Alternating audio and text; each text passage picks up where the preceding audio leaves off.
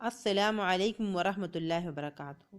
آج ہم سجدہ تلاوت کی دعا پڑھیں گے، یعنی جب قرآن پاک میں سجدہ کی آیت پڑھی جاتی ہے اس کے بعد یہ دعا پڑھنی چاہیے۔ اعوذ باللہ من الشیطان الرجیم، بسم اللہ الرحمن الرحیم۔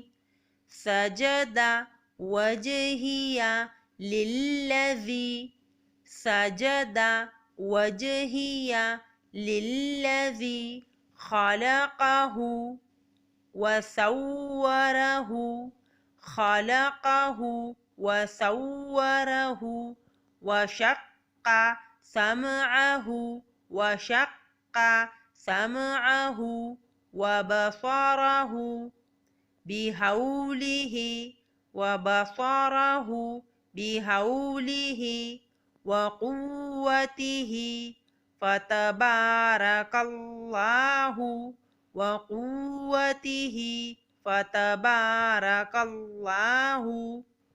اس کو ایک دفعہ دوبارہ پڑھ لیتے ہیں۔